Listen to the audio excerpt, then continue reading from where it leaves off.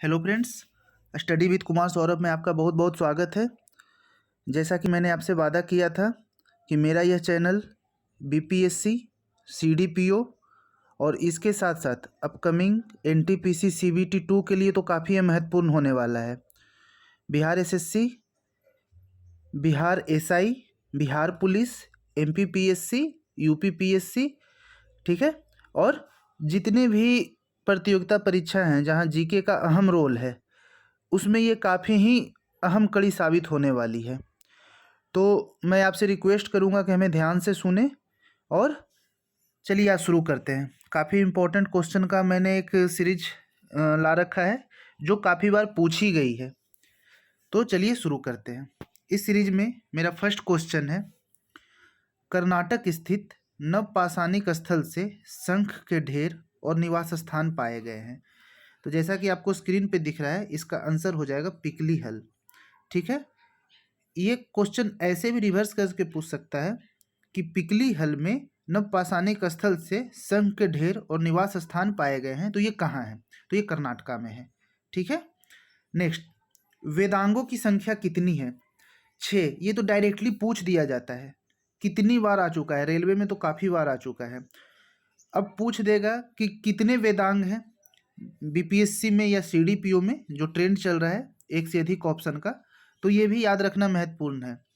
शिक्षा, कल्प, व्याकरण, निरुक्त, छंद, ज्योतिष। नेक्स्ट, सुत्त पिटक विभाजित है 5 भागों में: दीघ निकाय, मंजिम निकाय, संयुक्त निकाय, अगुंतर निकाय, खुद्दक निकाय।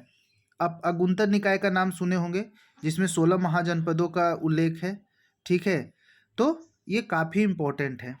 नेक्स्ट, 5 भागों में हड़प्पा कालीन स्थल लोथल का उत्खनन हुआ था। तो लोथल में गोदीवाड़ा मिला था, पहला गोदीवाड़ा का साक्ष्य लोथल में ही मिला था। तो इसका उत्खनन कौन करवाया था? तो एसआर राव, ध्यान देंगे, इसे याद करेंगे, एसआर राव। बीपीएससी और बिहार में आयोजित होने वाली परीक्षाओं में डायरेक्टली डेट पूछ दिया जाता है। तो मैं आपसे रिक्वेस्ट करूंगा कि हाँ, 1955 टू 63 ना याद करके 1957 याद रखें। ठीक है, नेक्स्ट, बौद्ध सिद्धांत प्रतीत्य समुत्पाद के 12 सिद्धांत, यू कैन से द्वादश निदान है। तो इसमें क्या क्या है? तो इसमें जाति है, जरामरण है, अविद्या है, संस्कार है, विज्ञान है, नाम रूप है, स्पर्श है, तृष्णा है, वेदना है, षडायतन है, भव है, उपादान है। ठीक है, ये कुछ खास इंपॉर्टेंट नहीं है, ये यूपीएससी के लिए काफ़ी इंपॉर्टेंट है। ठीक है, नेक्स्ट, उत्तरी मदुरा में आयोजित तृतीय संगम की अध्यक्षता किसने की थी? तो इसका नक्कीरार ने की थी। किसने की थी? नक्कीरार ने। और फर्स्ट और सेकंड का अगस्त ऋषि ने किया था। ठीक है,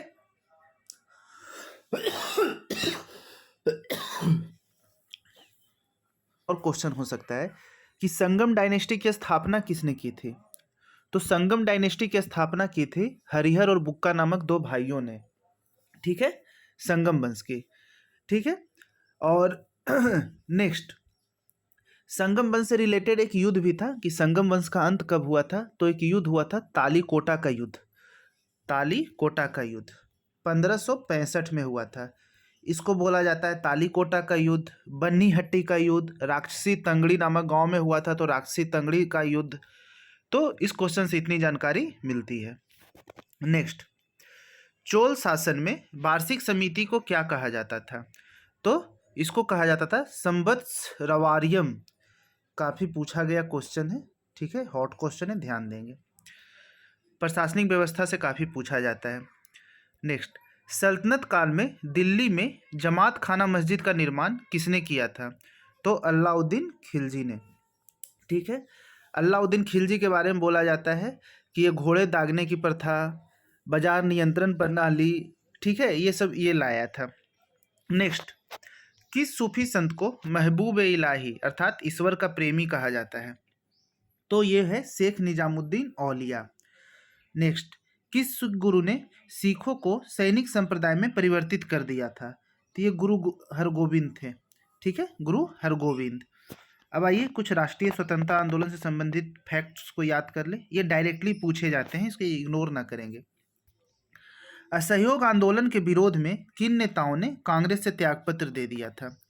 तो कांग्रेस से त्यागपत्र देने में नेताओं की तो भीड़ लग रखी थी, और आपसे अनुरोध है कि ये रट जाएंगे, रॉट लर्निंग, क्योंकि इसमें से दो का नाम दे देगा और नीचे ऑप्शन दे देगा एक से अधिक, और इनमें से कोई नहीं।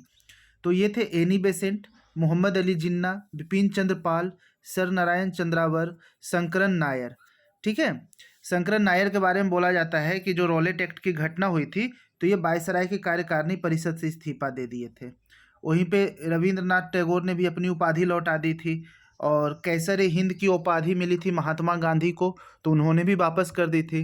एक क्वेश्चन पूछता है कि महात्मा गांधी को कैसर हिंद की उपाधि किस ओकेजन पे मिली थी? तो वो एक युद्ध में जो घायल सैनिक थे उनके उपचार कर रहे थे, तो इसके लिए उन्हें मिली थी। ठीक है, नेक्स्ट, गुरु का बाग सत्याग्रह हुआ था। ठीक है, ये नया क्वेश्चन ही आया हुआ है पीसीएस में। गुरु का बाग ये अमृतसर में हुआ था 1922-23। नेक्स्ट, दिसंबर 1924 में बेलगांव में हुए कांग्रेस के वार्षिक अधिवेशन की अध्यक्षता किसने की थी? तो ये गांधी जी ने की थी, गांधी जी ने। और गांधी जी एकमात्र कांग्रेस के अधिवेशन की अध्यक्षता किए थे, इसके अलावा किसी को नहीं किए थे। तो ये क्वेश्चन इंपॉर्टेंट है। नेक्स्ट, लंदन में प्रथम गोलमेज सम्मेलन का आयोजन कब से कब हुआ था? तो ये हुआ था 12 नवंबर 1930 से 13 जनवरी 1931। आप 1930-31 का पीरियड याद रखेंगे, लेकिन बीपीएससी ने तो डेट पूछ रखी है पहले भी। ठीक है, एक क्वेश्चन और पूछता है कि तीनों गोलमेज सम्मेलन में भाग लेने वाले व्यक्ति, अगर जो गोलमेज सम्मेलन की बात हो रही है तो मैं आपको याद दिला दूं, तो यहाँ पे आंसर हो जाएगा भीमराव अंबेडकर।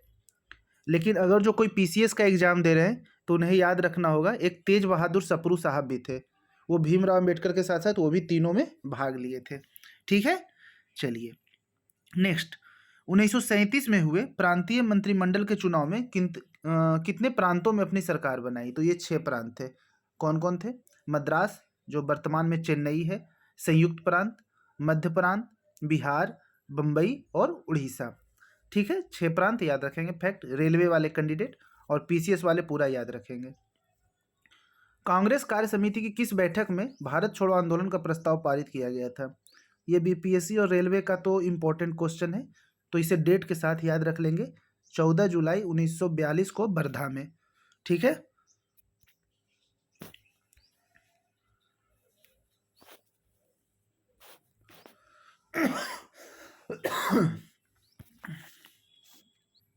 भारत कब आया? क्रिप्स मिशन भारत कब आया?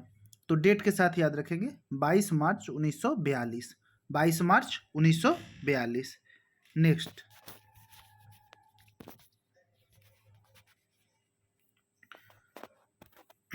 किस क्रांतिकारी ने सुभाष चंद्र बोस जी को इंडिया इंडिपेंडेंट लीग और आईएनए का नेतृत्व सौंपा था? तो रास बिहारी बोस। इसे अगर जो ध्यान में रखना है तो ऐसे भी याद रखेंगे कि रास बिहारी बोस और सुभाष चंद्र बोस दोनों एक साथ ही काम कर रहे थे। मुस्लिम लीग ने किस तिथि को सीधी कार्रवाई दिवस मनाया? तो 16 अगस्त 1946 को, रट जाएंगे, डायरेक्ट एक्शन डे। भारत में इंस्पेक्टर जनरल ऑफ एग्रीकल्चर की नियुक्ति पहली बार कब हुई थी? तो ये 1901 में हुई थी। ये कोई खास इंपॉर्टेंट क्वेश्चन नहीं है। अब आइए कुछ पोलाइटी का क्वेश्चन डिस्कस कर ले। एक क्वेश्चन पूछता है काफ़ी बार, बी आर अम्बेडकर का संविधान सभा में निर्वाचन किस प्रांत से हुआ था? तो ये बम्बई प्रेसिडेंसी से हुआ था। ठीक है, संविधान सभा की संघ संविधान समिति के अध्यक्ष कौन थे? तो जवाहरलाल नेहरू थे। भारत में न्यायिक पुनरीक्षण की संकल्पना कहाँ से लिया गया है? तो ये अमेरिका से लिया गया है। न्यायिक पुनरीक्षण यानी जुडिशियल रिव्यू, जिसमें होता है ना कि सुप्रीम कोर्ट कुछ या हाई कोर्ट कुछ भी वर्डिक्ट दिया तो उसे बाद में रीट पेटिशन डाला जाता है कि अपने जो आपने दिया है वर्डिक्ट उस पर थोड़ा सा विचार कीजिए। तो ये संयुक्त राज्य अमेरिका से लिया गया है। नेक्स्ट, यदि भारत संघ के एक नए राज्य का सृजन करना हो तो संविधान की किस अनुसूची में अवश्य संशोधन किया जाता है? काफ़ी हॉट क्वेश्चन है, प्रथम अनुसूची में किया जाएगा। ठीक है, भारतीय संविधान का कौन सा भाग और अध्याय संघ और राज्य के बीच विधायी संबंध के बारे में बताता है? एमपीपीएससी में आया हुआ क्वेश्चन है और बीपीएससी में ही आने वाला है। अध्याय 11 भाग 1। भारतीय संविधान का कौन सा अनुच्छेद व्यक्ति के विदेश यात्रा के अधिकार को संरक्षण प्रदान करता है? ठीक है, तो ये अनुच्छेद 21 है। ये मेनका गांधी बात से रिलेटेड है। मेनका गांधी का पासपोर्ट जब्त कर लिया गया था, तो उसमें दिया गया था कि अनुच्छेद 21 के तहत आप जो है इनका फंडामेंटल राइट्स का हनन कर रहे हैं। एक क्वेश्चन और, कौन से जो फंडामेंटल राइट्स हैं वो सिर्फ इंडियंस को प्राप्त है? तो याद कर लेंगे, आर्टिकल 15, 16, 19, 29, 30, ये जो है सिर्फ और सिर्फ इंडियन सिटीजन्स को है, एलियंस को नहीं है। एलियंस मतलब विदेशी को नहीं है। ठीक है, चलिए नेक्स्ट। मंत्रिपरिषद के विरुद्ध अविश्वास प्रस्ताव लाने के लिए लोकसभा के सदस्यों की मिनिमम संख्या होनी चाहिए। कैबिनेट जो मंत्रिपरिषद होता है तो 50 होनी चाहिए मिनिमम, इससे कम होगा तो अविश्वास प्रस्ताव नहीं आएगा। संसद की जो प्राक्कलन समिति होती है, जिसको एस्टीमेट कमेटी कहते हैं, उसमें सदस्यों का कार्यकाल 1 वर्ष के लिए होता है। ठीक है, नेक्स्ट। राज्य की विधान परिषद के किसी विधेयक को किस अवधि तक रोक सकती है? जो विधान परिषद, तो मात्र 3 महीने तक रोक सकती है। और अभी हाल फिलहाल में पश्चिम बंगाल का विधान परिषद जो था वो बनने के लिए काफ़ी चर्चा में रहा था, तो उसमें कौन सा आर्टिकल इन्वॉल्व था? तो आर्टिकल 169 याद रखेंगे, ये पूछ देगा कहीं ना कहीं। जिला न्यायाधीश शब्द संविधान के किस अनुच्छेद में पाया जाता है? तो ये पाया जाता है आर्टिकल 233, आर्टिकल 233। एक चीज और, सुप्रीम कोर्ट का जिक्र किस आर्टिकल में है? तो 124। और हाई कोर्ट का, तो देखिए इसी अंक को मैनिपुलेट कर दीजिए, 214। सुप्रीम कोर्ट 124, हाई कोर्ट 214, याद कर लेंगे। नेक्स्ट, कुछ ज्योग्राफी का पार्ट हम लोग डिस्कस कर ले। ये सारा जो क्वेश्चन है ये हाल फिलहाल में चर्चा में रहा, तो आपसे करेंट से भी रिलेटेड है। चौरावाड़ी ग्लेशियर स्थित है, तो ये उत्तराखंड में केदारनाथ मंदिर के नॉर्थ साइड में है। ठीक है, नेक्स्ट। हिमालय की रचना समानांतर वलय श्रेणियों से ही, जिसमें प्राचीनतम श्रेणी कौन सी है? सबसे पुराना, ये डायरेक्ट क्वेश्चन पूछा जाता है। तो बृहत हिमालय जो सबसे ऊपर है, एक बृहत है, एक मध्य है और नीचे वाला शिवालिक है। ठीक है, सबसे नीचे वाला शिवालिक है। नेक्स्ट, भारतीय मौसम विभाग के अनुसार वर्षा का दिन वह होता है जब किसी विशेष स्थान पर वर्षा की मात्रा होती है, तो 24 आवर्स में कम से कम 2.5 mm वर्षा होनी चाहिए, तब बोला जाता है कि वर्षा हुई है। नेक्स्ट, टिहरी वन बिजली परियोजना, तो ये भागीरथी नदी पे है। ठीक है, गुलाबी क्रांति किससे है? तो ये ओनियन से है, प्याज से है। भारत में टीन उत्पादन का एकमात्र, टीन संसाधन वाला एकमात्र राज्य कौन सा है? तो अपना छत्तीसगढ़ है। ठीक है, छत्तीसगढ़।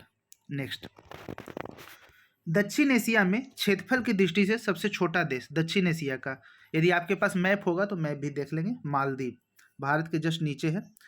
अपवाह क्षेत्र, you can say drainage area की दृष्टि से विश्व का सबसे लंबी नदी कौन सी है? तो अमेजन। रेलवे में तो डायरेक्ट आया हुआ ये सब क्वेश्चन है, आप लोग रट लेंगे इस चीज को। विश्व की सबसे बड़ी ताजे पानी की झील लेक सुपीरियर, रेलवे कैंडिडेट्स के लिए। मुख्य कारक जो किसी क्षेत्र के जलवायु को निर्धारित करता है वह है अक्षांश। ठीक है, जो यूपीएससी वाले लोग हैं वो पर्यावरण से भी रिलेटेड क्वेश्चन देख सकते हैं, और पीएससी वाले, और रेलवे को तो कुछ भी पढ़ना होता है। जैव विविधता का सबसे महत्वपूर्ण पहलू क्या है? तो पारिस्थितिकी तंत्र का निर्वहन। रेड डाटा बुक का प्रकाशन किया जाता है, तो ये किया जाता है IUCN। ठीक है, इसका फुल फॉर्म होता है international union for conservation of nature. इसका हेड क्वार्टर कहाँ पे है? तो इसका हेड क्वार्टर जो है IUCN का वो ग्लैंड में है, ग्लैंड। ठीक है, नेक्स्ट, रामसर सम्मेलन संबंधित है, तो ये जो है वेटलैंड से रिलेटेड है, वेटलैंड के कंजर्वेशन से, आर्द्र भूमि के संरक्षण से। फॉर योर काइंड इन्फॉर्मेशन, अभी भारत में रामसर साइट की संख्या कितनी हो गई है? तो 49 हो गई है, 49। ठीक है, नेक्स्ट, वायुमंडल के प्राकृतिक संतुलन के लिए कार्बन डाइऑक्साइड की उपयुक्त सांद्रता मानी जाती है 278 ppm, यानी 0.03%। दोनों में याद कर लेंगे, अब तो परसेंट नहीं पूछता है, काफ़ी कॉमन हो गया, 278 ppm सुन लेंगे। अभिष्ट राष्ट्रीय निर्धारण अंशदान, इंटेंडेड नेशनली डिटरमाइंड कंट्रीब्यूशन से तात्पर्य है जलवायु परिवर्तन के लिए विश्व के देशों के लिए कार्य बनाने योजना। नागालैंड के पर्वतीय वन बंजर होते हैं। ठीक है, इसकी प्रमुख कारण क्या है? तो ये झूम कृषि है। एक क्वेश्चन और पूछ सकता है, झूम कृषि कहाँ की जाती है? तो नागालैंड में की जाती है। पिन वैली कहाँ है? तो पिन वैली हिमाचल प्रदेश के लाहौल स्पीति जिले में, पिन वैली। जैसे पिन वैली हिमाचल प्रदेश में है, साइलेंट वैली कहाँ है? काफ़ी बार पूछा गया है, तो ये केरला में है। दच्चीग्राम अभ्यारण्य, दच्चीग्राम अभ्यारण्य ये जम्मू एंड कश्मीर में है। ठीक है, नेक्स्ट, इंडोर वायु प्रदूषण की सर्वाधिक महत्वपूर्ण प्रदूषक गैस कौन सी है? तो रेडॉन गैस है। साइंस से रिलेटेड है, इसे याद कर जाएंगे, फैक्ट है। अंतर्राष्ट्रीय अम्ल वर्षा सूचना केंद्र कहाँ स्थापित किया गया है? तो ये मैनचेस्टर में स्थापित किया गया है। ठीक है, आइए नेक्स्ट क्वेश्चन चलते हैं। ये जलवायु परिवर्तन से रिलेटेड है, इसमें कुछ क्वेश्चन है, आइए देख लेते हैं। भारत द्वारा जैव विविधता और अभी समय पर सौंपी गई छठी राष्ट्रीय रिपोर्ट के अनुसार भारत में कुल प्रजातियों के कितने प्रतिशत जो हैं वो संकटापन है, अंडर थ्रेट है? तो 0.08% है। ठीक है। केंद्रीय पर्यावरण, वन एवं जलवायु परिवर्तन मंत्रालय अनुसार वर्ष 2015 से 18 के बीच भारत में कितने तेंदुओं का शिकार किया गया? ये यूपीएससी पॉइंट ऑफ व्यू से इम्पोर्टेंट है, मिनिमम 260 है। इसे स्किप कर दें, कोई मतलब नहीं है इस क्वेश्चन का। ठीक है, आइए आगे चलते हैं। अर्थव्यवस्था पे। अल्पकालिक आवश्यकताओं की पूर्ति हेतु, अल्पकालिक मतलब कम समय में, जिस ब्याज दर पर कॉमर्शियल बैंक रिजर्व बैंक से नकदी प्राप्त करते हैं उसे कहलाती है रेपो रेट। ध्यान देंगे, इसे याद करने में काफ़ी परेशानी और कन्फ्यूजन होती है। तो commercial bank you can say जैसे हो गया एसबीआई हो गया, पीएनबी हो गया, इंडियन ओवरसीज बैंक हो गया, सेंट्रल बैंक हो गया, जहां आप जाते हैं। रिजर्व बैंक में तो जाते नहीं है।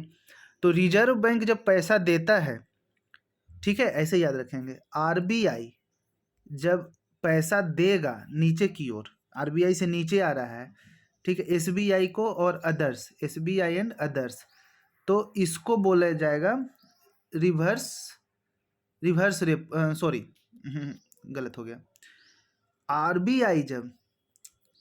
आरबीआई जब कॉमर्शियल बैंक को जैसे एसबीआई और अदर्स को पैसा देगा तो इसको बोला जाता है रेपो रेट, आरआर। ठीक है, और जस्ट इसका अपोजिट कर दीजिए, यदि एसबीआई एंड अदर्स जिसको कॉमर्शियल बैंक कहते हैं ये पैसा देगा आरबीआई को तो इसको बोला जाएगा ट्रिपल आर। समझ गए क्यों? तो आरबीआई जब देगा तो डबल आर, रेपो रेट, और जब उल्टा होगा तो रिवर्स रेपो रेट, ऐसे याद रखेंगे। नेक्स्ट, वाणिज्यिक बैंकों की कुल मांग एवं सावधि देयताओं का वह अनुपात या प्रतिशत जो उन्हें ग्राहकों को साख मुहैया कराने से पूर्ण स्वर्ण या सरकार से अनुमोदित प्रतिभूतियों के रूप में रखना पड़ता है, उसे बोला जाता है एसएलआर, स्टैट्यूटरी लिक्विड रेशियो। ठीक है, एसएलआर। नेक्स्ट, विश्व के अत्यल्प विकसित देशों जिसको लिस्ट डेवलप्ड कंट्री कहा जाता है उसे क्या कहा जाता है? तो उसे फोर्थ वर्ल्ड कहा जाता है, चौथी दुनिया कहा जाता है। एक होता है डेवलप्ड कंट्री, एक होता है डेवलपिंग कंट्री, ठीक है, और ये चौथी दुनिया जो बिल्कुल ही अल्पविकसित देश हैं। ठीक है, जैसे अफ्रीका वगैरह का जो कंट्रीज है। किसी ऋण का मय ब्याज के पुनः भुगतान को क्या कहा जाता है? तो एमोर्टाइजेशन कहा जाता है। सब वर्डिंग है, याद कर लेंगे। यदि किसी अर्थव्यवस्था में अच्छी व बुरी मुद्रा एक साथ प्रचलन में हो और बुरी मुद्रा अच्छी मुद्रा को प्रचलन से बाहर कर देती है, ये ग्रेसम लॉ से रिलेटेड है। ठीक है, किसी औद्योगिक संस्थान में उत्पाद कम हो जाने या उस वस्तु की मांग कम हो जाने पर कर्मचारियों को जो नौकरी से निकाला जाता है उसे ले ऑफ कहा जाता है। अभी कोरोना काल में ये काफ़ी चर्चा में रहा है। ये सारा क्वेश्चन अभी करंट अफेयर्स को लिए है, करंट अफेयर्स प्लस स्टैटिक है, ध्यान देंगे। वह कंपनी जिसमें हर शेयर धारक का दायित्व अपने अंशदान तक ही सीमित होता है कहलाता है लिमिटेड कंपनी। देखिए, दो तरीके के शेयर होते हैं, एक इक्विटी शेयर होते हैं, ठीक है, और एक होता है प्रीफरेंस शेयर। इक्विटी शेयर को बोला जाता है लास्ट रिस्क बियरर, यानी आप किसी कंपनी का इक्विटी खरीदते हैं तो आप उसके मालिक हैं, यानी कंपनी का नफा नुकसान में आपका योगदान रहेगा। लेकिन जो प्रिफरेंशियल राइट होता है, प्रीफरेंस शेयर वाले होते हैं, उन्हें कंपनी लाभ में हो या हानि में हो, उन्हें उतना अंशदान मिलना ही मिलना है। नेक्स्ट क्वेश्चन, वह कंपनी, हाँ ये तो बता ही दिए, वह मुद्रा जिसे नीची ब्याज दर लो इंटरेस्ट रेट पे प्राप्त किया जाता है उसको बोला जाता है चीप मनी। ऑब्वियस ही क्वेश्चन है। प्लानिंग एंड द पुअर, ये किसने लिखा है? तो बीएस मिन्हास ने लिखा है, ध्यान देंगे, गलत है। इको मार्क किसी उत्पाद पर दिए गए इस प्रमाणन का चिन्ह होता है। इको मार्क होता है जो वो नष्ट होने वाला नहीं है, लंबे समय तक चलने वाला है। नेक्स्ट है साइंस का क्वेश्चन, फोनोमीटर ध्वनि की तीव्रता एवं स्पंदन आवृत्ति नापता है। घूमती हुई वस्तुओं को, जैसे मान लीजिए कि आप टायर को घूम रहा है चक्का, तो गायरोस्कोप होता है। ठीक है, किसी तारे का रंग जो है वो उसके ताप को दर्शाता है। जितना ज़्यादा तारा नीला लगेगा उसका ताप ज़्यादा है, धीरे धीरे वो रेड होते जाता है। ऐसा उपकरण जो रासायनिक ऊर्जा को विद्युत ऊर्जा में परिवर्तित करता है, बैटरी। इसे हल्के में ना लेंगे, रासायनिक ऊर्जा टू विद्युत ऊर्जा, बैटरी, कंफ्यूज हो जाएंगे एग्जाम में। भार के अनुसार H2O में हाइड्रोजन का प्रतिशत कितना है, तो 11.11%। नेक्स्ट, कौन सा बहुलक बुलेट प्रूफ वस्त्र बनाने में उपयोग किया जाता है, तो ये पॉलीएमाइड किया जाता है। इसका फुल फॉर्म होता है पॉलीपेराफिनिल टेरेप्थोमेलाइड। ठीक है, पॉलीएमाइड। पोलियो किस वायरस से होता है, तो पोलियो होता है पोलियोमाइसेमेलाइटिस। नेक्स्ट, पुदीना, ठीक है, कि किस भाग से तेल प्राप्त किया जाता है, तो पत्ती। जैसे बोला जाता है ना, लौंग के किस भाग से वो प्राप्त किया जाता है, तो पुष्पकली। कुछ समुद्री जंतु एवं कीट अंधेरे में अपने शरीर से प्रकाश उत्पन्न करते हैं, तो इस जो घटना को क्या कहते हैं, तो इसको बायोल्यूमिनेसेंस कहते हैं। जैव ऑक्सीजन मास्क बीओडी किसके लिए एक मानक मापदंड है, तो ये जलीय पारिस्थितिकी तंत्रों में प्रदूषण मापने के लिए है। तो इस क्वेश्चन से आपको इतनी जानकारी मिलती है। आइए कुछ कंप्यूटर से रिलेटेड क्वेश्चन देख लें। वह सूचना जो किसी बाहरी स्रोत से आती है और कंप्यूटर सॉफ्टवेयर में फीड की जाती है, इनपुट। साधारण शब्दों में नेटवर्कों का, नेटवर्क्स ऑफ नेटवर्क, ये डेफिनेशन ही है इसका, internet, networks of network. Daisy wheel printer का प्रकार है, तो इम्पैक्ट।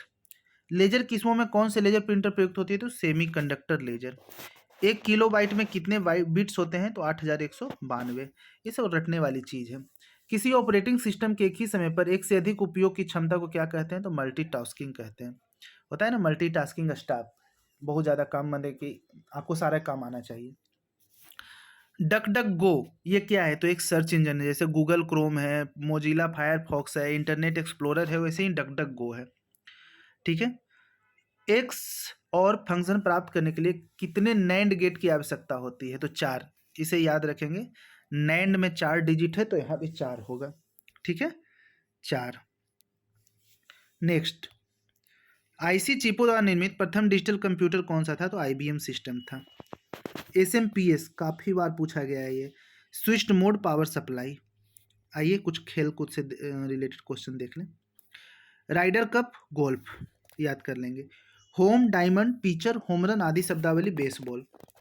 रग्बी फुटबॉल में कितने खिलाड़ी होते हैं, 15 होते हैं। कीनन स्टेडियम अवस्थित है, तो जमशेदपुर में है। ड्यूस, कोर्ट, डबल, फॉल्ट, स्मैश, ये लॉन टेनिस से है। ओलंपिक ध्वज को सर्वप्रथम किस ओलंपिक में फहराया गया था, तो 1920 के एंटवर्प ओलंपिक में। भारत ने ग्रीष्मकालीन ओलंपिक खेलों में पुरुष हॉकी को 8 बार स्वर्ण जीता है, तो पहली बार कब हुआ था, तो ये 1928 के एम्स्टर्डम में हुआ था, और उसके बाद काफ़ी दिनों के बाद इस बार जो ओलंपिक हुआ उसमें जीता। अंतर्राष्ट्रीय क्रिकेट काउंसिल ICC का मुख्यालय कहाँ है, तो दुबई में है। ठीक है, नेक्स्ट, राष्ट्रमंडल खेलों का नाम ब्रिटिश एम्पायर खेल था, इसका नाम राष्ट्रमंडल कब पड़ा, तो 1978 में। रेलवे वाले कैंडिडेट के लिए उपयोगी है। ठीक है, वाटर पोलो की सर्वोच्च नियामक अंतर्राष्ट्रीय संस्था कौन सा है, तो फीना, फेडरेशन इंटरनेशनल डी नेशनले। ठीक है, तो फ्रेंड्स आपको ये वीडियो कैसा लगा, आप अपना फीडबैक देंगे, लाइक करेंगे, सब्सक्राइब करेंगे, शेयर करेंगे। और एक ऑनेस्ट निवेदन है कि CBT 2 वाले तो ध्यान से देखें, उनके लिए काफ़ी मददगार साबित होने जा रही है। Thanks, have a nice day.